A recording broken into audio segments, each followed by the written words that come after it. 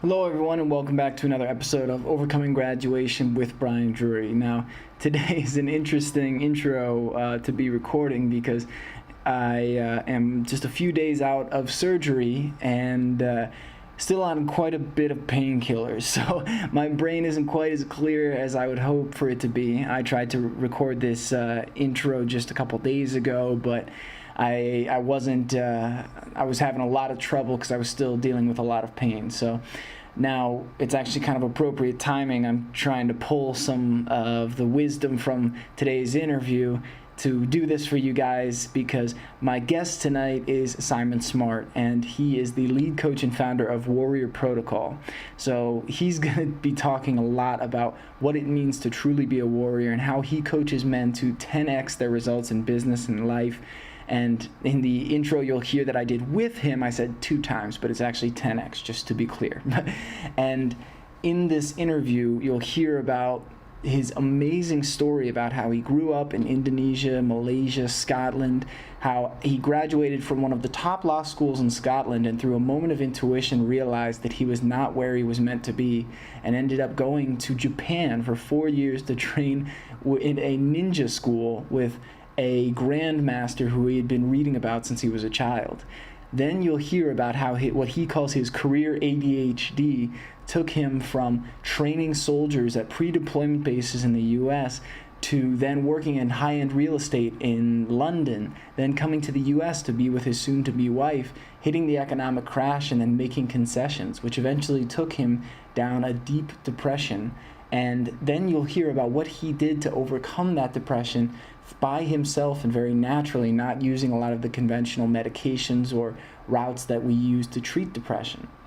You'll hear about what Simon defines as a true warrior and how deliberately confronting the pains and the challenges that you've experienced in your life can help you to embrace levels of confidence and strength you didn't even know existed inside you. Simon's also going to discuss the benefits of meditation that he's experienced through a lifetime of utilizing meditation. And he also was kind enough to offer to my listeners a link to one of his best meditations that he's created over, I believe he said 25 years of working with meditation. So it's going to be hugely valuable for you guys, and you'll have the link in on overcominggraduation.com for you. So Simon has such an incredible story. He's got immense passion and heart, and this interview really has something for everybody. So I'm so excited to share this with you. This has given me just so much more knowledge and insight about how to become a warrior in my own life. You'll also hear why because of this interview, I ended up taking an ice cold shower first thing in the morning, and how that changed my life. And for those of you thinking about the biological benefits associated with circulation and testosterone production, it goes far beyond that. The reason that Simon challenges people to do this and why I accepted that challenge. So that's another exciting piece of today's show. So I want to thank you all for listening, and it is my pleasure to introduce you all to Simon Smart. Hello, everyone, and welcome back to another episode of Overcoming Graduation with Brian Drury. My name is Brian Drury, and today we have yet another very special guest. And this is a new friend of mine in my life that I just met recently, who is the lead coach and founder of Warrior Protocol, which is a powerful program which helps male entrepreneurs access higher levels of power, presence, and purpose. So as you can see, I did read that off his site, but after reading more and more and listening to some of Simon's videos, I have been blown away by his story and the journey that he's taken. So this is a guy who has trained elite soldiers. This is a guy who has lived in multiple areas of the world and who is training entrepreneurs and businessmen who are driven to double their income, to achieve greater levels of success, and to really step into that warrior beast mode lifestyle that they know they're meant to live. So I want to introduce you all to Simon Smart. And Simon, thank you so much for being on the show. Hey Brian, I'm absolutely stoked to be here, brother. Thank you for the invitation. So, and for all the listeners, that is a beautiful Scottish accent that you're going to get to listen to and enjoy throughout the interview. So I always love accents, and with the Irish heritage, Irish, Scottish, it blends in, it touches a special part of my heart. So Simon and I were talking just a bit before the call, and he said he has a very exciting graduation story to share with us. So that, for me, is exciting to share with you, the listeners. Now, although Simon does coach specifically men in his particular business, I want all the female listeners to listen up, because you have a warrior inside of you too. So don't tune out just because he specifically is coaching the male entrepreneurs and the male businessmen of the world, because I know after reviewing his story, there's going to be all kinds of nuggets of wisdom for everyone involved. So, Simon, the way I always start these interviews off is by checking in at graduation, seeing what you were studying, where were you, and what did life look like for you at that time? That's a great question, Brian. I'm going to throw off your order just a little bit by speaking to the just training men thing real briefly, because it's kind of interesting. It's not in any way because I don't want to train women. In fact, that would probably be even more fun for me. But the problem with guys is that if guys need to dig deep into their emotions and their being and have breakthroughs, it's incredibly difficult for them to do it when there's women around. So it's more because of their limitations than anything else. But yeah, so with my graduation, I was very lucky. I grew up all over the world. My father was in the oil business. It's a little bit like being in the military. So I grew up in places like Indonesia, Malaysia, eventually made my way back to Scotland for high school. And I went to a school that was founded in 1732. You're talking big old granite buildings, granite blocks in the floor where pathways have been worn by generations of students. And it was such an old, prestigious school that if you got straight A's like I did, you had two choices. You could either become a doctor or become an attorney. So attorney sounded a little bit more fun, so I went down that route and went to the University of Edinburgh in Scotland. I believe it's one of the top 20 law schools in the U.S. right now, top 20 or top 30. And so I worked very, very hard for 4 years, got my law degree. And some interesting things happened to me during that process. I'd originally been intending to join the British Army, the parachute regiment, after I graduated, and I'd kind of gotten dragged into studying more and more martial arts when I was in college. So by the time I graduated, I was captain of the university karate team. I was fighting competitions every weekend, and simultaneously, I was paying my way through college by working nightclub security and door security the weekends. So this interesting thing started to happen where I would show up at this very preppy law school, going into the law library every Monday, and everyone would be well put together, and I'd be walking in with a bust lip or a black eye. You were that guy on campus, yeah? I was that guy on campus. But what was fascinating to me was how many people that I knew never asked what was going on. It was like there was this whole side of me that was almost too much for most people to even want to know about, which was fascinating. So I ended up graduating law school, and first off, it's a great degree. I learned so much about how to communicate, how to frame arguments, how to order information, how to think, essentially. But I went to this graduation party a couple of days after graduation, and it was full of a room of people that I'd been studying with and spending time with for the past 4 years. And have you ever had one of those moments where you're standing somewhere and suddenly the music kind of turns itself down and you stop hearing what people are saying?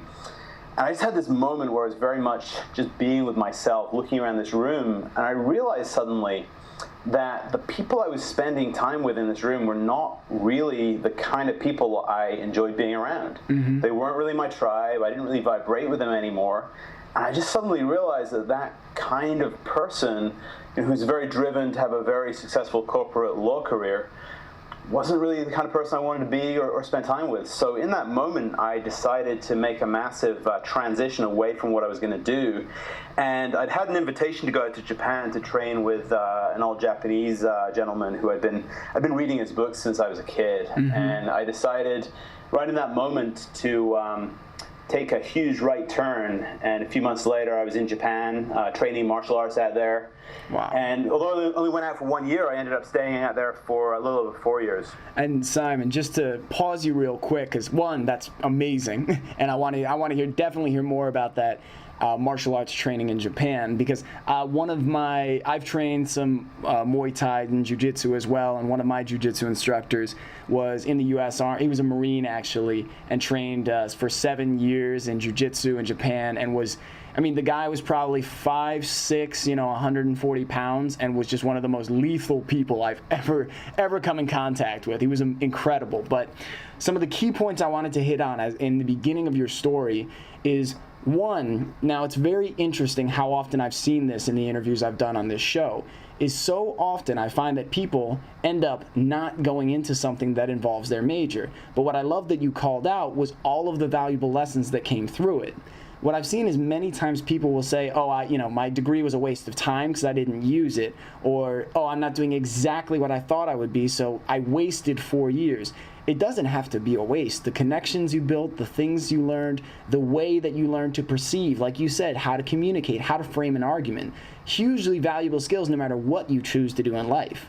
And I also loved how you said you tuned into your intuition and you were listening to what your heart really wanted. Because I know that everyone has this voice inside of them that's trying to get through and tell them, listen, this is not for me, or this is what we should be doing. So often, though, people quiet that voice or push it away or ignore it and try to rationalize why they're doing this thing that they know deep in their heart they don't want to do. So, okay, so you went out to Japan, and can you tell the audience a little bit about what type of martial arts you were studying, and what were some of the most profound lessons you got through this time that you spent in Japan? Oh, absolutely. I studied a number of arts out there. I studied Aiki Jiu-Jitsu, which is where Aikido and some of the Jiu-Jitsu schools came from. That's what my teacher studied a lot of Chinese arts, Tai Chi Chuan, Bakua Xingyi. And through them, I was also studying a lot of meditation and Chinese Qigong energy work techniques from the Taoist traditions. But the primary art that I was studying out there was an art which is under the modern umbrella. It's called Bujinkan Budo Taijutsu. And so my teacher, Masaki Hatsumi, who's in his mid-80s now, he inherited 6 samurai schools, 3 ninja schools from his teacher, and really attracts a lot of guys from the military community, the special forces community, because in that art there's no sparring, there's no competition, there's no medals. It's just a focus on really how do you survive on the battlefield, and those lessons are as similar now as they were in 1600, right, when the art was really going through its crucible. So a lot of guys who ended up in my circle out there were intel military guys, and I was always very honored that because I trained in a certain way, I trained with a lot of intensity. I got to hang out with those guys as well, and that also was a massive departure from what I was used to. Mm-hmm.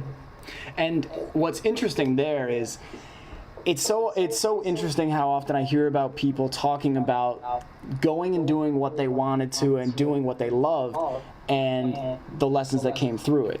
And so in this case, what seems really interesting is you had a chance to go into the field or go do what it is you had studied to do, but it seems that the lessons that you were getting from following your heart and following your passion, and then the people that you were able to train with as a result, that type of knowledge was so much more in tune with what you wanted. So what would you say are some of the biggest lessons that have come through your study of martial arts? The ninja schools, ninja actually comes from the word nin. The character nin means to persevere or endure. So a lot of lessons about how to just keep going, keep trucking, keep moving forward. Ability, we talk a lot about in personal development, we talk a lot about state control. Tony Robbins is your resident master when it comes to all the technologies of how to control your inner state. But likewise in martial arts, you're getting hit a lot, you're put in situations which are excruciatingly painful and tiring and difficult. And a lot of guys from the military have had a lot of the same experiences, and it really comes down to how do you get really very deeply in touch with that inner part of yourself, the part of yourself that really keeps you going when your body and your mind are just exhausted beyond recognition. Mm-hmm. And those lessons are ones that I just kept with me my entire life. Especially when it comes to the journey of entrepreneurship or of raising a family, all the hard things that come to us as we get a little bit older in life. All those central lessons of just how to keep going are so vital. Mm-hmm.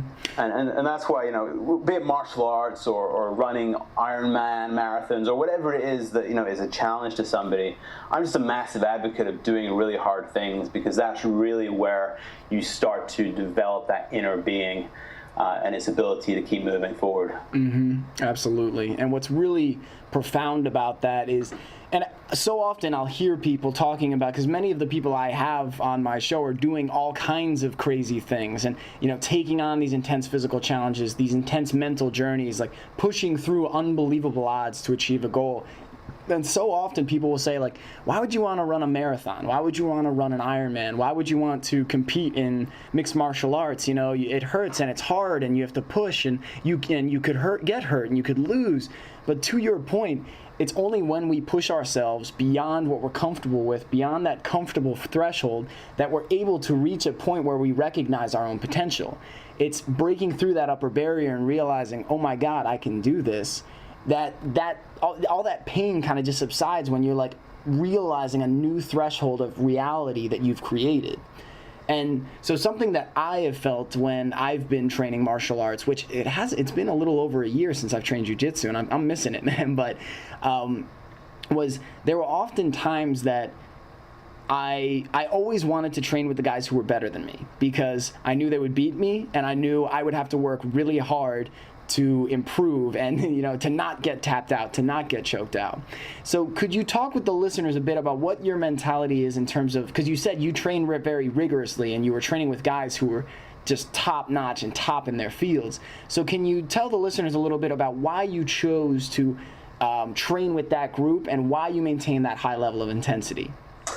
I kind of reached a point of transition in my art years ago. When I first started, there was a lot of fun in learning how to punch, how to kick, how to throw, how to do all the different techniques to someone. And I reached a point where I was pretty proficient in those skills. And, it's a journey. You never reach perfection. You just want to keep on cultivating and learning to be better at that. But I reached this point where it switched, and I actually started to enjoy being thrown more and being hit more and being put in positions on the ground where I was pinned and I had to learn to control my breathing and control my mind and look for opportunities to escape. And I couldn't figure that out for a while. And then I realized that, I was training with these guys who were, my teacher has Japanese students who've been training with him as his students for 50 years. Wow. So, those guys are just incredible. And I realized that I might never be, the best fighter, but if I can learn to survive getting hit or thrown or tackled by those guys, what's the average person going to do? Right. And that becomes very empowering. And I think that's, that comes back to your message of doing these difficult things, be they ultra marathons or whatever happens to be. When you've learned how to do those hard things and you come back to your ordinary life of business or working with clients or showing up at your job, nothing else is that hard. Yes. And what's really powerful is that in doing those things, in doing that preparation, like forcing yourself to go to a dark, hard place, a scary place, by putting yourself in those circumstances, you realize you can survive, you can push through. And so that's training and that's conditioning for the unexpected, difficult things that come in life. It's a broken leg or arm, it's losing someone, it's these deep emotional challenges. You're creating and fortifying that strength. Now, that doesn't mean those challenges will be easy, but it gives you a better foundation to work off of, to rebuild and reconstruct after these, devastating things that occur in life. So completely. And, I've been very blessed for a long time. I used to work with the county attorney's office here in Tucson. I used to work as a volunteer with their victim services program.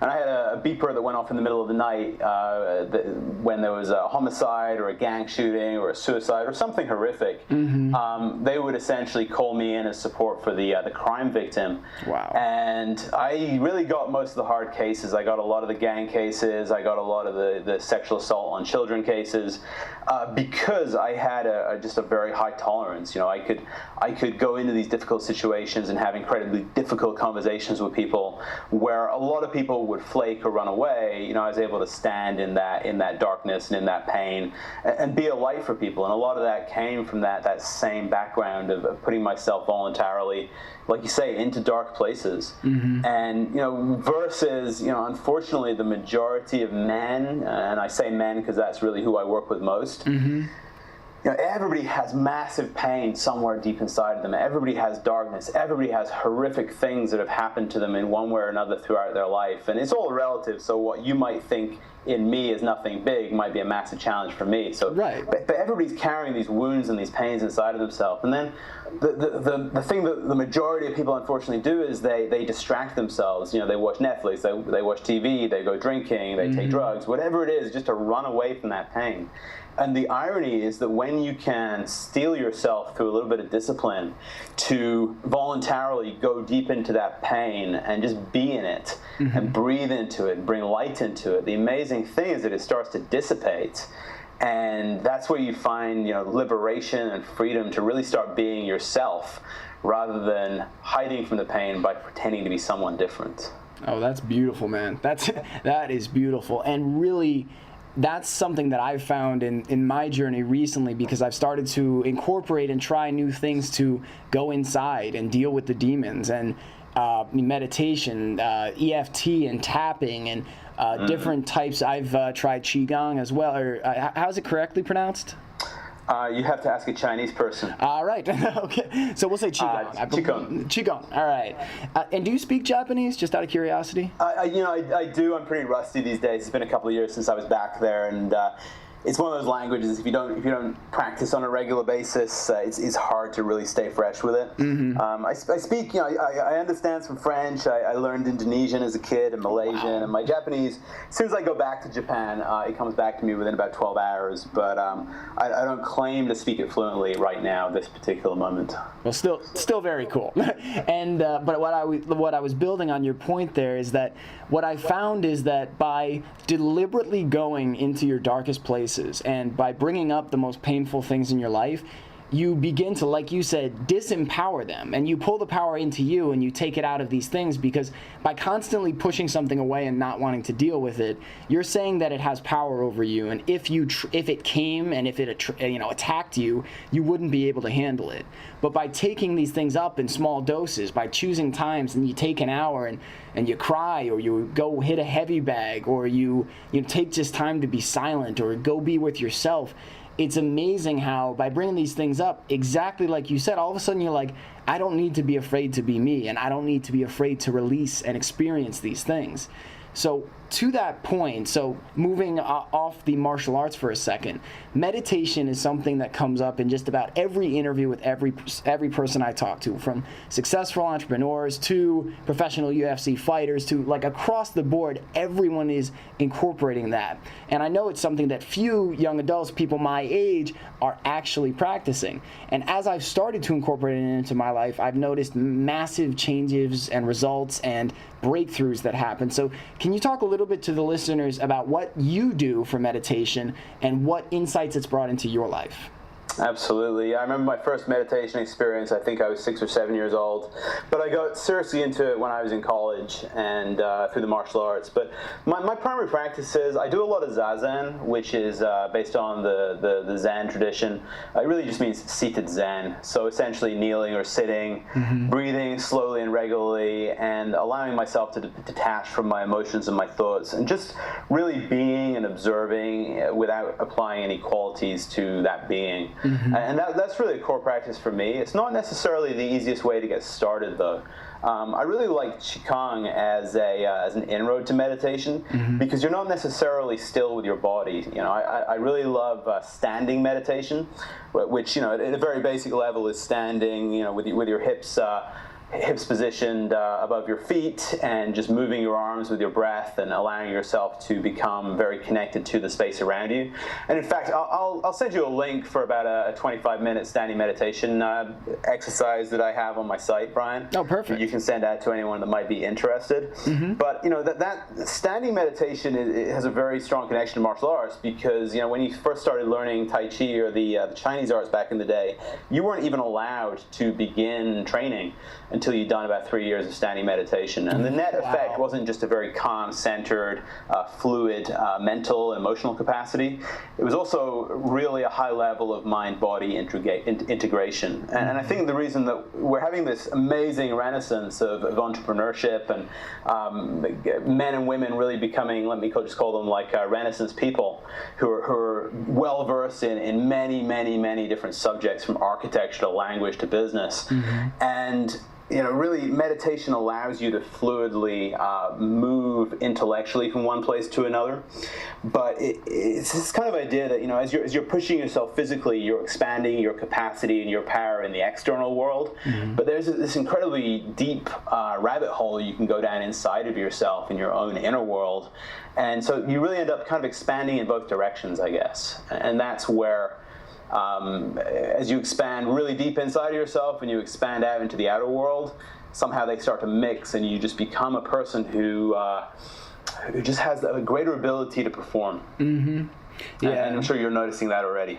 Yeah, I found it, and for the listeners, I've been doing it maybe 5 minutes a day. Like, that's because, like any new habit, I highly recommend, if you're trying to work in a new habit, start with small chunks and start building up. For my coach, Peter Scott, says to get base hits. Like, start with the basics and build on success, and then slowly start to integrate more and more. Because if you try and just jump in and do 2 hours of meditation a day, you're going to be overwhelmed. What I've found to be the greatest benefit is being able to be present with people, because I'm taking time to be present with myself, and I'm really dedicating time to lock into a moment and just be in that moment. So it helps with relationships, it helps with business, it helps with everything. And also, to clarify for the listeners, this does not need to have any kind of religious or martial arts connection.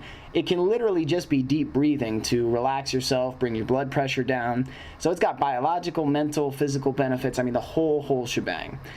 So, Simon, so now you've spent a couple years in Japan, which is awesome, by the way, and all the places you've lived is fantastic. So at some point I want to run down on all the different places, favorite places, because a lot of the places I haven't visited yet. But next step in your journey, what came next after that time studying the martial arts in Japan? I reached this point where I felt like I'd been in Japan long enough. It was time to come back to the West. And I moved back to Scotland, but very quickly I got a phone call from a guy in the US.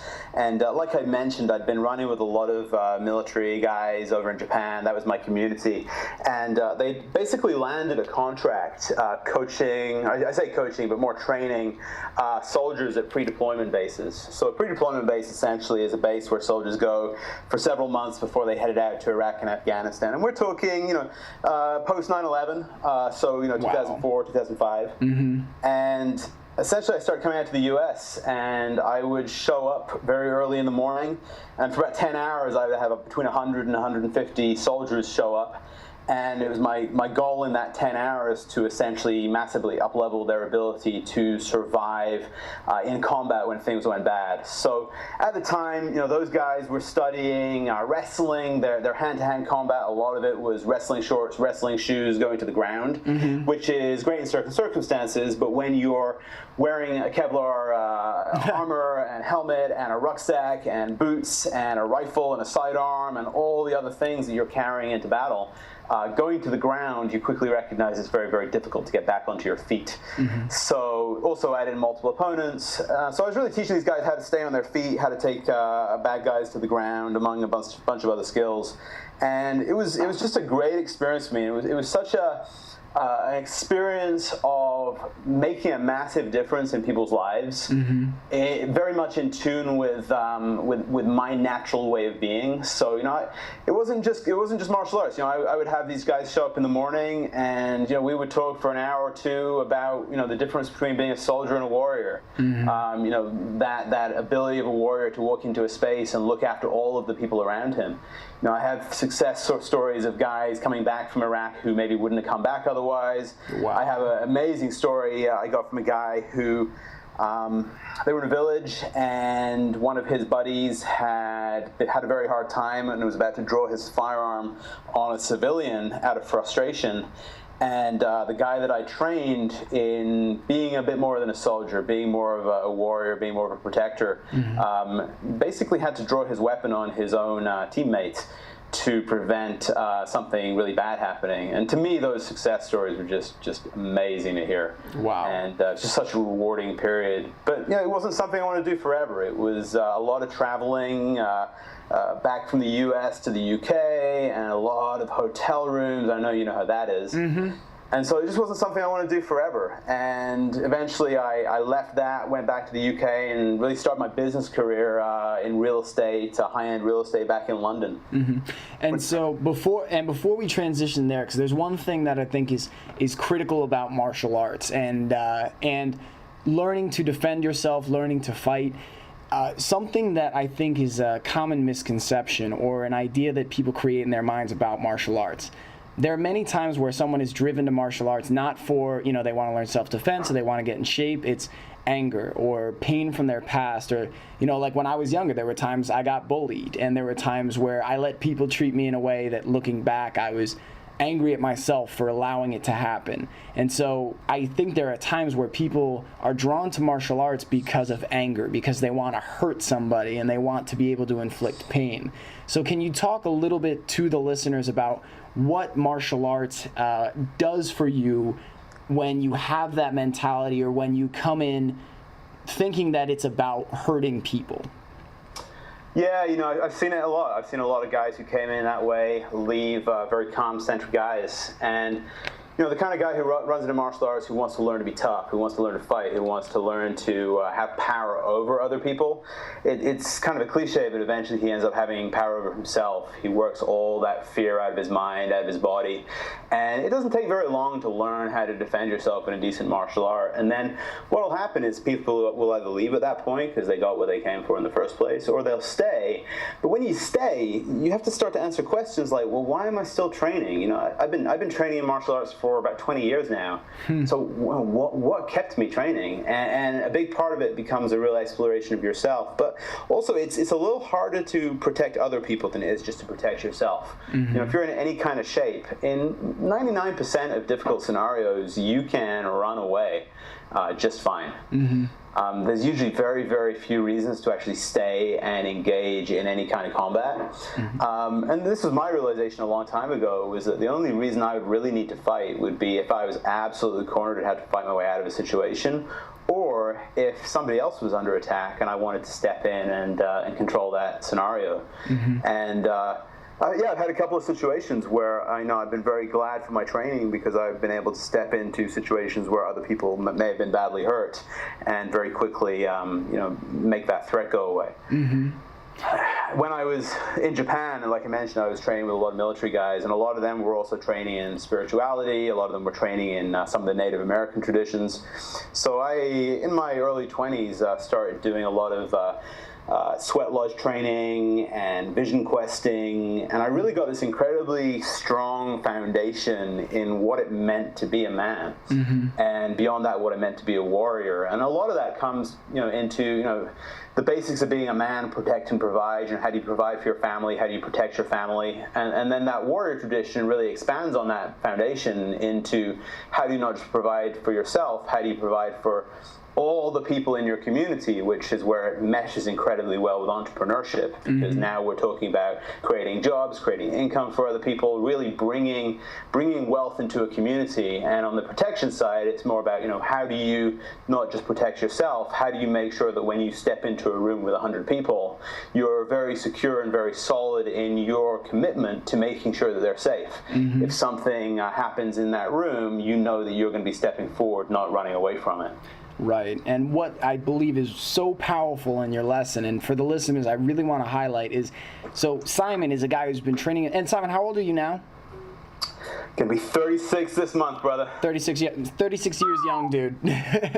So Simon is a guy who's been training martial arts for over 20 years, who knows full well he could handle himself in just about any situation. And you heard him say, the best thing to do is to avoid the conflict, to avoid that. Now, what you're thinking is, yeah, but what if someone disrespects you, or what if somebody comes at you? And it's like, what I've heard from tons and tons of people that, are pretty much like real world Liam Neesons. Like when you see him Taken, you're like, man, I'd love to do that to the people that hurt me, or I'd love to just be able to drop somebody like that. What all of them say is the best thing is to avoid the conflict, because there's so many unknowns. There's so much unpredictability in the world. And so if you engage with someone and his friend has a gun, I don't care how good you are at fighting. If that guy's at a distance and he's got a gun, you're in a very rough situation. So when you can understand that, yes, you can handle any situation. And what you hear in Simon's voice is confidence. Through years of training and validation by proof through action, that he is capable of handling the situation. So many of these guys and girls who are out there fighting and just like going out to bars looking to attack somebody, have this fear inside, and they feel they need to prove something. So by doing that, they feel like they're validating their manhood. They're validating who they are. And where Simon comes in and what he's showing people is that you don't need to do these things to validate yourself, that if you do the inner work and you challenge yourself to be a true warrior, that your mission becomes about protecting and about calming the conflicts, not about going out and creating conflicts and attacking people. So I thought that was really awesome, dude. I love to hear that. Yeah, that's absolutely it. Fighting because you've been disrespected is just ego, and that's just bullshit. And when you've been training a while, you realize that you're very fragile, and other people are very fragile. The human body breaks very easily in unintended ways. A stray punch can hit a vagus nerve and kill someone. Wow. And combat really needs to be a last resort. And there's an amazing book in Japanese by an old swordsman, which is called Heiha Heihona, which translates as the sword that takes life is the sword that gives life. And that warrior is really designed to create moral life around him rather than to create chaos and death. Which is when it gets misaligned by ego is when things tend to get very dark. Yeah, and it's something that I think everyone has seen at one point or another. It's these drunk bar brawls, but exactly to your point, there is this frailty. And I remember one of my coaches who he was a real expert stand-up coach. So kickboxing, boxing, Muay Thai, just incredible. And the guy probably could kill people with one punch. It was just so powerful. And he said to us, like, again, you're like, oh man, this guy probably would want to get in brawls all the time. And he was like, listen, man, there are no rules in a street fight. So if you're training in this certain discipline and you're operating in a certain set of rules and instructions, if someone jumps up behind you and 3 other guys come at you, most people haven't trained for that type of situation. And something that seems like, oh, okay, it'll just be a fight. Like you said, one bad punch, one bad kick, and horrible things can happen. So it's really about protecting you and protecting the people you love. And when you work to build that strength and that security inside, you don't feel the need to prove that to anybody. So love that message. So now let's continue, because I want to continue to work through your story and help people to learn, and I want to learn more about Warrior Protocol. But so I know that at this point you got back to Scotland and you were in high-end real estate, but I also know that your story took a turn into a dark place at some point. So can you tell us how we went from that time in Scotland selling in high-end real estate, which I imagine you were doing pretty well financially, and then what led to that kind of downward spiral? Yeah, I was building a nice little career actually in London, and I'd met my now wife, Michelle, on one of my trips to the U.S. We were dating long distance for about 3 years, which was in itself a fairly difficult and painful process, with the time difference. And we were waiting on visas, all kinds of things to get married. And eventually, it's a whole other story, but eventually I got over here. I had some jobs lined up here in the U.S., and we got married August 18th, 2008. And anybody who's been through it will absolutely remember that it was around the second week of September 2008 when the world economy absolutely tanked. So all the jobs and things that were lined up for me just obliterated overnight. And suddenly I found myself going from knowing my way around my business back in the UK to being in a foreign country, i.e. the US, with all of a sudden a new responsibility of being a husband and having to provide for twice as many people, and an economy which was just falling apart at the seams. So that really, for the first time in my life, I actually found myself being a little afraid of how to do it and how to provide and how to make money. And I started to make compromises, Brian. So I started to take jobs that weren't really in alignment with what I really wanted, but I was compromising because I felt that I had to do that to be a good father, to be a good husband. Right. And a couple of years later, we had our son Nathaniel, and then suddenly the responsibility got ratcheted up even more. And so I found myself struggling a little bit more financially. Eventually, I landed a pretty good job with one of Google's national partners. I was doing a lot of selling and consulting of digital marketing services, and really started finding my feet again. Started to make money, started to win awards nationally, President's Club, things like that. And so everybody from the outside was seeing this guy who was driven and doubling his income year after year.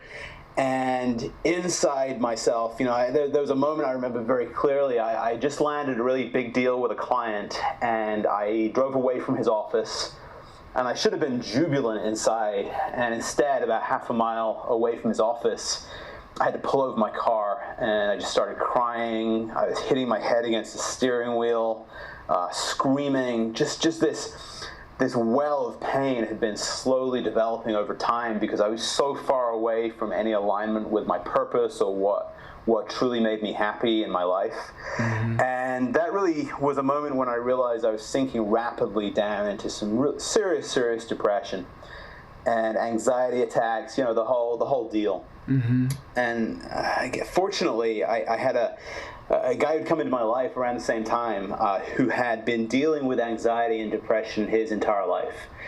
And as a consequence of that, he had a lot of tools, and he understood cognitive therapy and medications, all those kinds of things, which were really brand new and foreign to me. And so he was mentoring me a little bit, kind of helping me to figure out how to get myself back to healthy. And a few months later, I got a phone call. He'd gone into his garage, and he took his rifle with him and shot himself in the head and killed himself. Oh my God! Wow. And obviously, not a good call to get, but this was it was a massive wake-up call for me, because before that point, I'd been addressing the depression and anxiety as an annoyance, something which was kind of getting in my way, but I could just keep pushing it aside, and if I kept doing that, eventually maybe it would go away. Right. And I realized that when you're in that space, that is something that actually kills guys like me. Wow. One way or another, and I've seen other guys since then die from depression.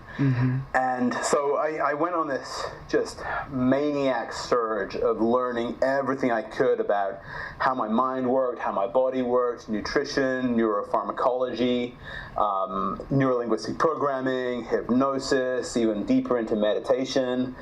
And after about a year and a half, 2 years, I'd pretty much flushed all of it out of my system, to the point that it's been years since I even had a bad day anymore. Wow. But that was, something that was unexpected in my life. I didn't want it, didn't ask for it, no history of it in my family. And in my early 30s, just became just such an incredible barrier to try to overcome. Yeah, and what I think is, it's a terrifying reality that I think many people face, and it's a scary thing, because I felt depression, I felt fear, anxiety, I had panic attacks as well, and so it's this sensation that you have that you're completely alone. And these feelings tend to drive you deeper and deeper into that loneliness where you feel like no one gets it, no one understands. And like you said, it can push people to the point of no one understands so much that what's the point of me even being here, which is a horrible thing to see people arriving at that. And that's why I love that people like you and like what I'm working to do in this podcast is introduce people to different realities and help them see hope and help them see that, you know, anything can be overcome. And what I also really want to call out is that many times people look at personal development and they're like, I'll give it a shot. They try it once and it fails and they go, that didn't work. Okay, that personal development stuff is bullshit. Why waste my time? But as you can see, guys, so Simon early in his life got introduced to these different concepts of martial arts and meditation that helped him reach deep levels of peace and an understanding of himself as a man. Now, what then happened, different challenges and different concessions in his life led him to a place that was not aligning with who he truly was. So then he was able to turn that around again. So that was something that I needed to learn through personal development, was that just because you learn a lesson once doesn't mean you have it for life and you're never going to make that mistake again. You can be challenged, you can have unexpected things come your way, and then all of a sudden you're back in a hole with something that you thought you had mastered. So, and Simon, can you talk a little bit more about what were some of the kind of key ideas or key mentality shifts? Because you said people look at this depression as an annoyance or as just that thing that I have to kind of deal with. How did you address it more? Like you did list some of the concept or the methodologies you used, but what were some of the mindset shifts you had around how to address that depression to successfully and healthily heal it? Yeah, absolutely. I love what you said just now about how, you know, personal development, it's not like you master it and never have to come back to it. Mm-hmm. I had a teacher years ago tell me that enlightenment is dynamic. And what he meant by that is you can one day understand the nature of the universe, but if you don't keep training, it'll fade away. Yeah. And it's just like that with personal development and how you understand yourself. If you take your eye off the ball for too long, you start to move backwards. But as far as the things that really worked for me, I mean, I always come back to the core of what was going on with me.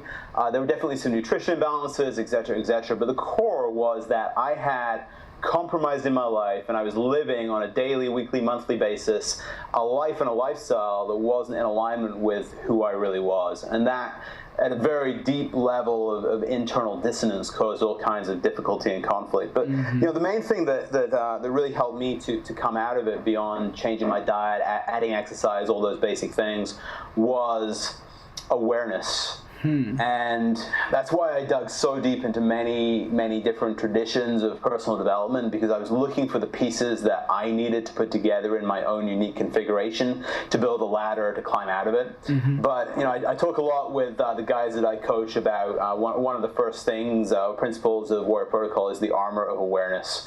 And when you continually every day work on being more and more aware of what's happening inside of yourself.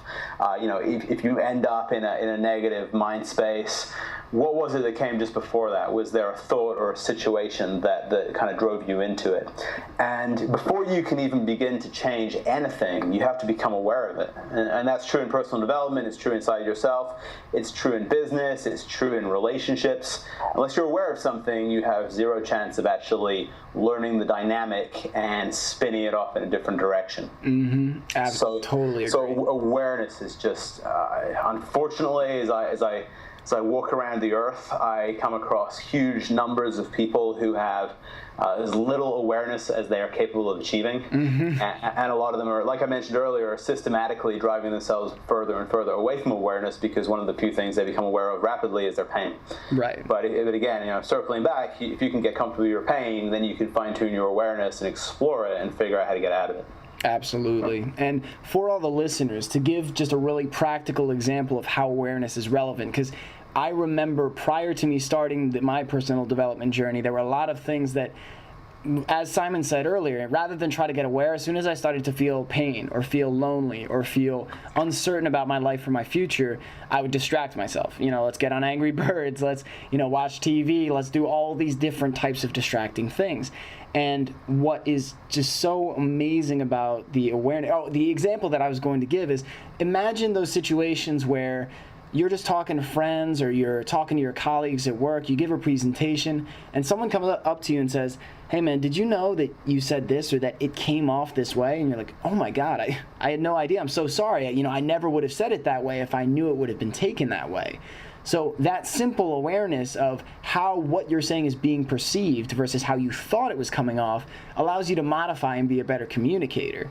So that same awareness can be applied to your physical state, your mental state, relationships, communication, literally across the board. So to Simon's point, that is just so critical, and there are a variety of ways to develop that, many of which Simon has listed, but there's literally no one way to do it. It's open. You just got to start trying things and see what works for you.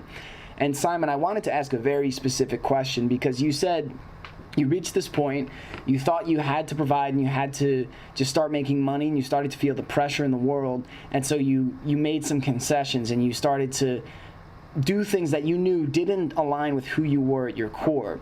And I know many people listening to the show right now are there right now, and they know they're doing something that they hate or that doesn't align with who they are, or they don't feel connected with purpose. So what would you have done differently, knowing everything you know now, or what recommendations would you give to the people that are in that moment right now to help them break out and re-embrace their power and start living as a warrior? Well, I think I can reframe their perspective with an answer. I probably wouldn't change anything. Okay. And let me explain why. When you look at my resume and my life experiences, my resume is probably 10 pages deep. all the different jobs and experiences that I have. And when I was in the process of doing that, it felt so freaking random. I was like, oh my God, I have career ADHD, I'm in real estate, I'm training soldiers, I'm selling Google AdWords. What is my career? My dad was an engineer for his entire life. He worked for a couple of companies, so that was my background. And I felt bad about it. I felt incredibly self-conscious about how other people had these stable careers, and I was jumping around all over the place. But here's the thing. What I'm doing now with Warrior Protocol, my business, where I get to make my unique contribution to the world and, without arrogance, say, drive real significant change for people who I work with. Mm-hmm. I couldn't do that if it wasn't for the amalgamation of seemingly random experiences in my life. If I hadn't worked in sales and marketing, would I have gone out on my own and started consulting? And that's what led me to doing what I'm doing now. So many things that seem random actually make perfect sense from once you end up looking back on it. So I guess to kind of circle back on your question, things don't have to look neat and tidy when you're in them. Absolutely. And the main thing is to use those experiences, good or bad, fun or boring, exciting or unexciting. Use those experiences to just learn yourself better. Mm-hmm. And rather than treating them as like the day-to-day grind, treat your experiences as training. Make the whole world your dojo.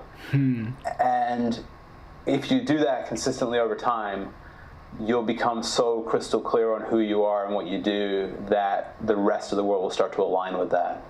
Awesome, man. Love that. So now we're arriving at that point in your story where you've reached this real low, where you're experiencing depression and suicidal thoughts. You've put in the work and the time, and you've come to understand and come to new depths of understanding about yourself and empowerment. So can you tell us about how Warrior Protocol was born and what that really looks like in your world today? Yeah, totally. I got out of my sales and consulting career in the traditional way. I started doing it for myself. Mm-hmm. I realized that one of the things that was out of alignment in my life is that I believe in very, very high quality results. And I was selling a result that wasn't being backed up in execution by the company I was working for. And so just recognizing things like that is what drove me to go out on my own. The easiest way for me to start making money on my own was to do what I knew. So I started just consulting on Facebook advertising, Google advertising, et cetera, et cetera, et cetera. And that led me to get into the world of coaching which I didn't know existed. You know, I'd been training guys and training myself in warriorship kind of as a fairly hidden part of my life for a long time. So hidden because it was away from the business side of my life. But, you know, through teaching martial arts and just working with guys, I was there. And I actually hired a coach. Do you know Nick Unsworth? Yes, I've heard that. Mine over in San Diego. I know of his name. I don't know him personally, but Nick's just a fantastic guy. And I hired him originally because I wanted to get some assistance in scaling up the advertising business that I was building. And I sat down with him in San Diego, and we were talking. And he said, "Hey Simon, if you had no money problems, you know, if you never had to work another day in your life, how many hours a week would you spend looking at Google Analytics?" And you know, it was one of those moments where I just knew that I was pinned down and beaten. Yeah. And, yeah, of course. I didn't even try to argue. I was like, "Yeah, you got me." All right, you win this round, bro. Yeah. I'm on the ground, tapping out. And then, you know, that started to get me really focused on, you know, what is it that I really want to do? What is the unique contribution that I can make based on my experiences that nobody else can do in the same way, that would drive me day in, day out to leap out of bed and just have unbounded energy in doing it? And that's really, I mean, that moment was the birth of what later became Warrior Protocol. So nowadays, I'm still very much in the infancy stages, to be honest. I expect over the next year or two to see Warrior Protocol mutate in a whole bunch of ways, which I can't predict, as I look for really the best way to deliver what I want to deliver. But as it is currently, you know, I work exclusively with guys, and I work with them one-on-one and in group settings. And we get very deep into the conversation of, you know, how do we get very deeply in touch with our pain? How do we blast through it? How do we access our power? How do we leverage power to be more present in the moment, be it present in a business situation, present with your wife and your family, present just with yourself? And how do we leverage that power and that performance into, that power and that presence into performance, where we're driving the results that we really want in our life? You know, how do we access that armor of awareness through certain exercises? You know, I talk a little bit more these days about the shield of clarity, the sword of conviction. Those tools of really getting clear so that you know exactly who you are and what you want, and then that conviction drives off of the clarity so you can step out into the marketplace in whatever capacity that happens to be for you to build a great relationship, to build a great business, to get yourself in shape for the first time perhaps in years. You know, I've got a guy right now who I've been working with who's just a blast to work with. When I first started working with him, he had some pretty low expectations of himself as far as income, to the point that I told him, if that's your income goal, you and I are not going to work together. We're not going to be a fit. It's just not exciting for me to work with somebody who sets his goals so fucking low. And there it is. There's a curse. You warned me before the call you might be cursing. I was like, geez, he's been just so you're so eloquent and using all these. I was like, for the listeners, someone was like, hey man, you know, when I get riled up, sometimes I'll curse. I was like, okay. I was like buckling up for just F-bombs left and right. There it is. Fucking yeah. All right, let's go. I'm sedated actually. I've been fasting for 24 hours, so maybe my energy's a little bit lower than it should be. But hey man, fuck it, let's go. There we go. So this guy doubling his income, and he is gone from not exercising for about the last 10 years to running. He ran 20 miles the other day. Wow. You know, he's aiming for an ultra marathon by sometime in the middle of next year. So it's just such a cool thing for me to work with these guys and take them through some of the warrior processes that I learned through martial arts and the Native American spirituality and all the pieces that I got over the years, and be able to deliver them back to guys who haven't had the opportunities that I've had. And really, it's kind of funny, Warrior Protocol is really, it's exactly what I wish I'd had 5 years ago that would have massively fast-tracked me through all that painful process, and would have just gotten me out the other side so much faster. Right. And so, Simon, how long are your coaching cycles? Are you doing 3 months, 6 months, or like how do you structure that typically? Yeah, my core offering right now, if you talk about sales and marketing, core offering is about 8 to 10 weeks. Okay. So that is kind of an on-ramp into the Warrior Protocol conversation. So that's made up of some group calls, some one-on-one coaching with me, that then drives into an event. Actually, I've decided I want to get one-on-one in my guys' spaces. So I've got my first event coming up, which I've scheduled for the end of September, last weekend in September, here in Tucson, where we're going to be really blending personal development and fitness. And I will absolutely have some wrestling mats in the back of the room, and my guys will be masterminding their businesses 1 minute, choking each other out the next, and it's going to be a pretty cool experience. I've just currently nicknamed it the Crucible. Oh, awesome! Yeah, I was seeing that. The direction we're heading in. The Crucible. Beautiful. I love that, man. And so for the listeners, I want you to really pay close attention, because this is something, one of my favorite parts about doing this show is when Simon started talking about the birth of Warrior and then the evolution of Warrior and the growth as it's going. I like pay attention, because there was this noticeable uptick in his energy, and all of a sudden just the way, and the curse words are finally coming out and he's engaged, and you just hear this life inside of him that only comes from a person who is doing what they fucking love to do, what is connected to their heart and soul, and what is a unique gift that only Simon can bring. Now, for all of you listening, I know some of you go, well, what's unique about me? Or I don't have any, I didn't train soldiers all over the world. You have something unique that you want to do, and something that I worked with my coach earlier, because I had heard many mentors say, what are you world class at? And I was like, well, I'm not world class at anything yet. I don't feel like I'm at that level. I'm a 25-year-old guy that's working to figure things out. And he said, okay, what is it that you could commit to becoming world class at, that you know that you have it in you and you want to be? And to Simon's point, what is that thing that you literally would be rolling out of bed springing, jumping out of bed, excited, almost to the point where you're not even, like, the alarm goes off, it's not a second thought about snoozing, because you are so excited to get started in your day and be involved.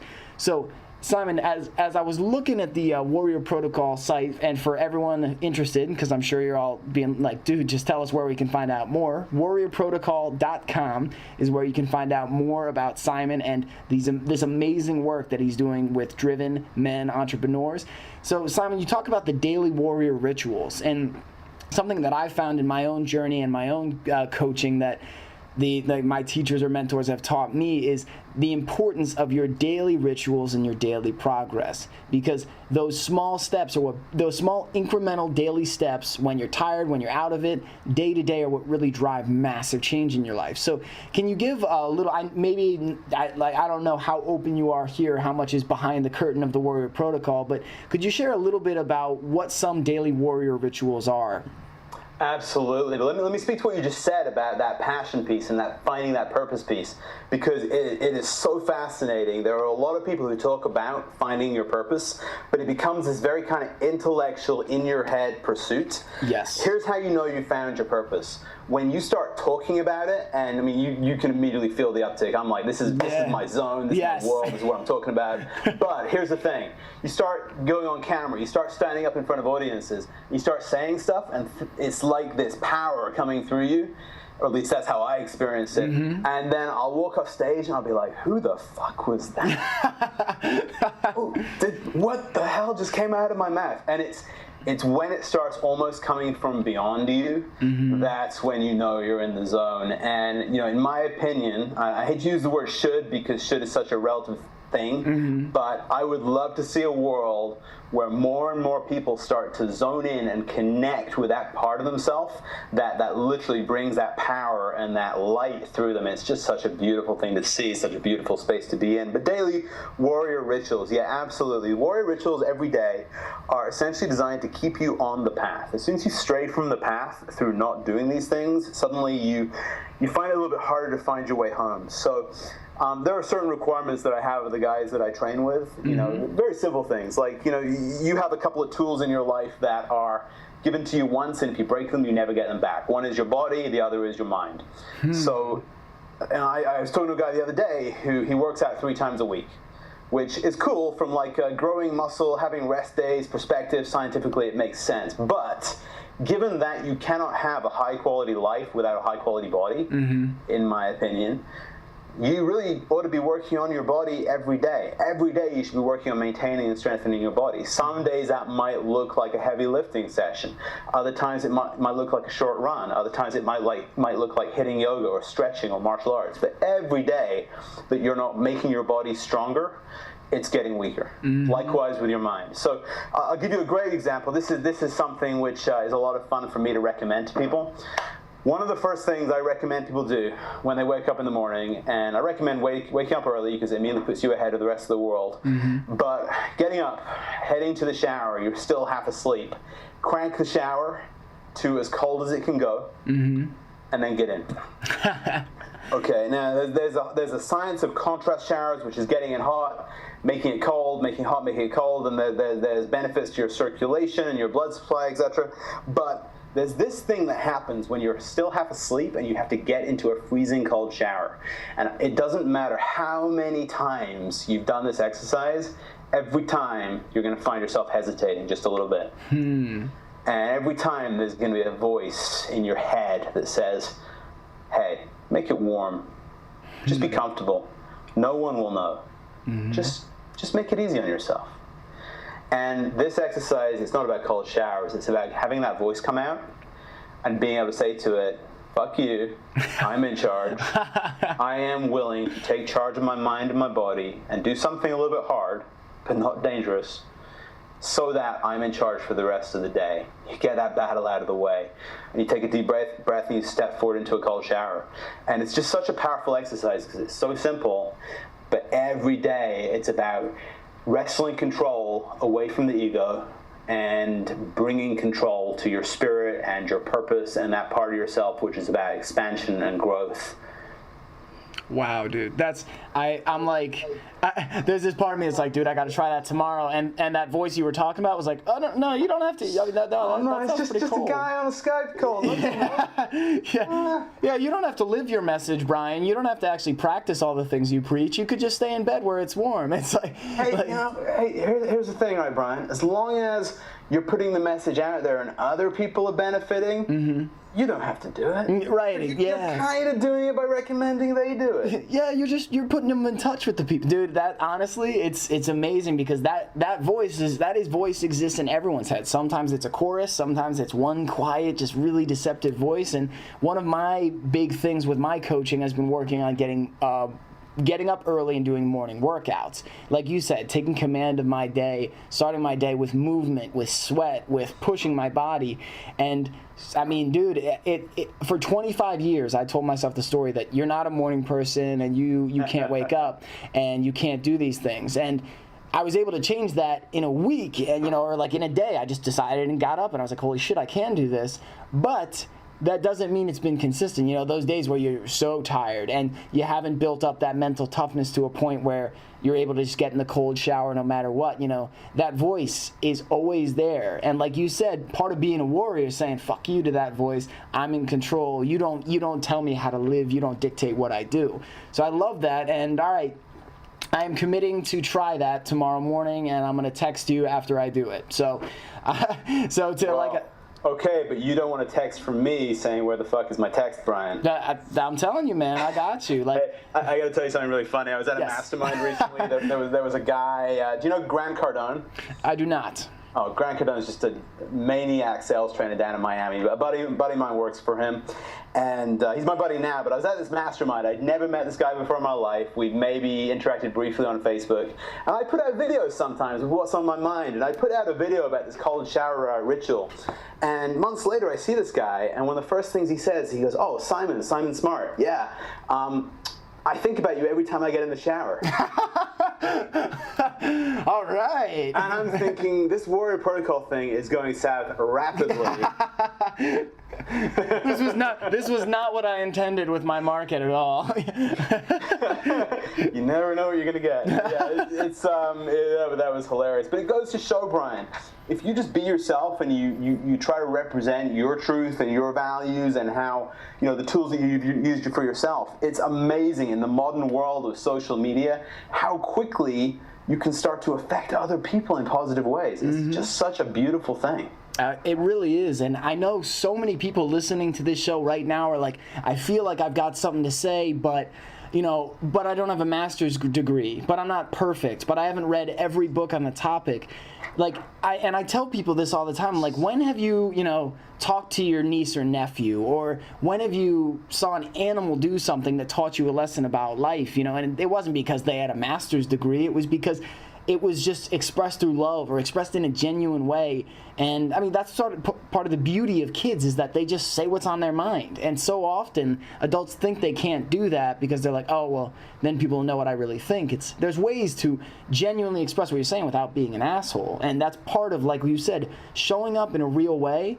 It is such a beautiful and freeing thing, because there have been times where I've really felt that in my life. There's times where I've fallen off, and I feel like I'm coming back into that more now, where you can express and be totally open. And there's a great quote, I forget where it came from, but where it says that when you never lie, you don't need to have a good memory, because all of a sudden you're just being real with the world, and it's like, what I said is what I meant, and you're not covering your tracks because everything is true. So Simon, a new question. You're going to be the first person to ever get this question on the show. It's nothing terrifying, so about the cold showers and the people obsessing about so my dad recommended this question to me, because he said, many times what we've talked about on the show is the fear or the uncertainty that recent college graduates or people on the verge of graduation feel. And so what he said is, how could you, asking the question, what is the value that you see that millennials, that these young adults bring to the world, that bring to the workforce, can be a very empowering question, because I want young adults to see all of the power, the beauty, the light, the energy they have. So from your perspective, being an experienced professional in multiple industries, what is it that you see being some of the greatest benefits that young adults at this point in time in history bring to the world?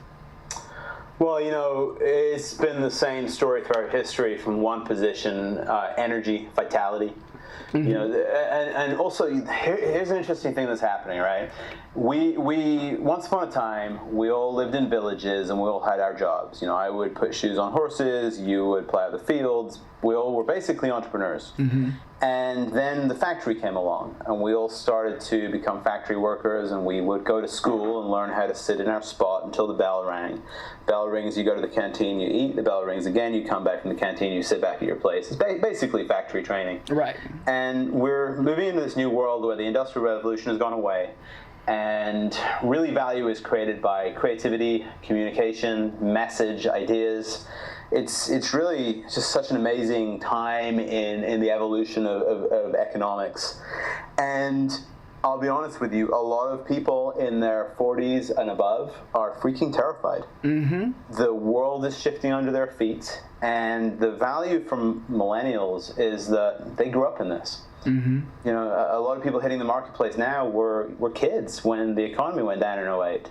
So on the one hand, they haven't been scarred by that, but the energy, the enthusiasm, the new way of thinking that you have when you've grown up in a world where, you can find out any piece of information you could ever need in 10 seconds on your phone.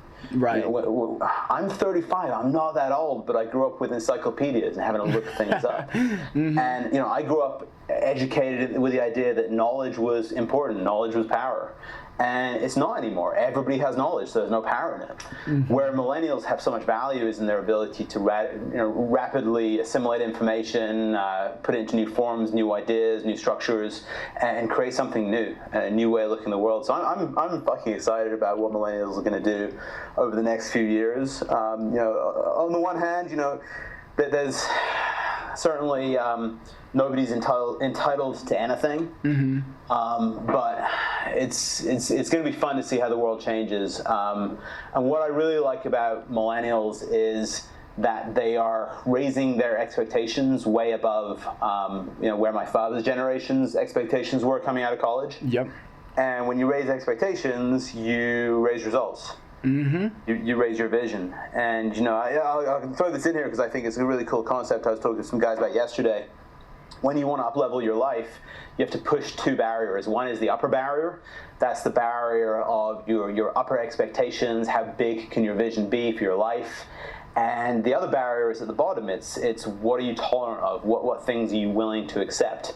So, I had a realization the other day. I don't spend a lot of time or money on my hair, right?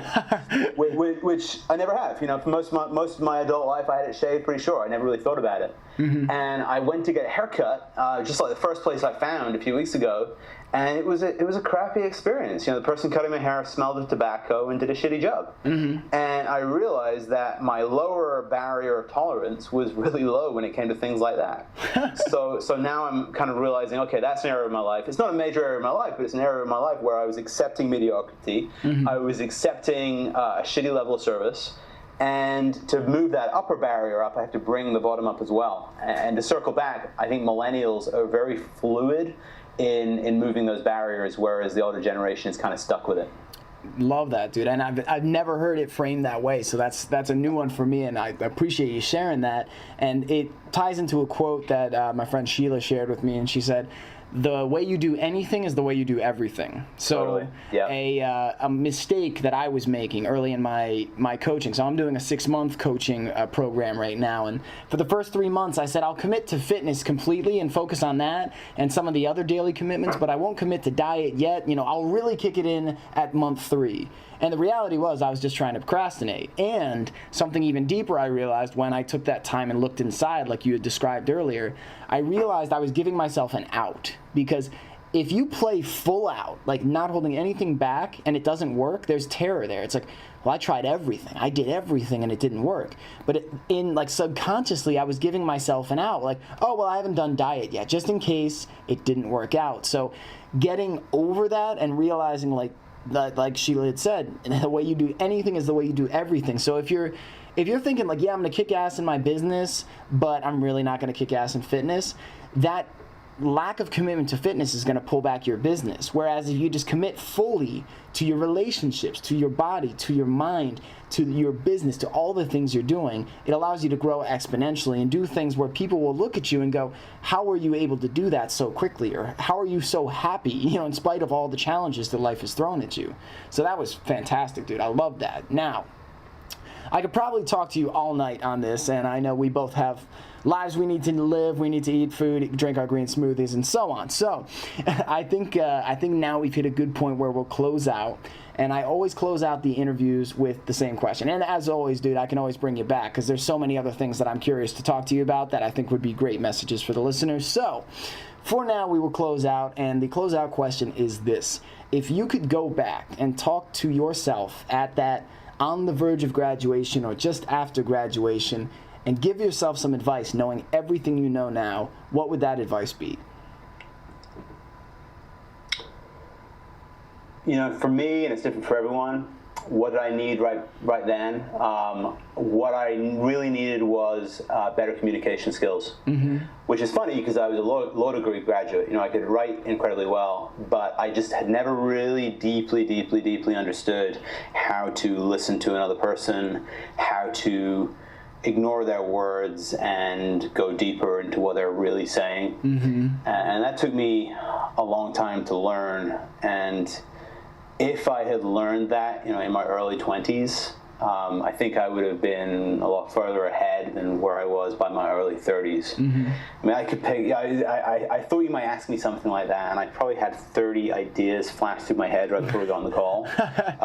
Because there's a ton of stuff I'd love to go back and tell my younger self. But that ability to not just learn how to communicate, but really study it as a deep art. I mean, we're mutual friends with Sean Stevenson. Yep. And what an absolute master of communication.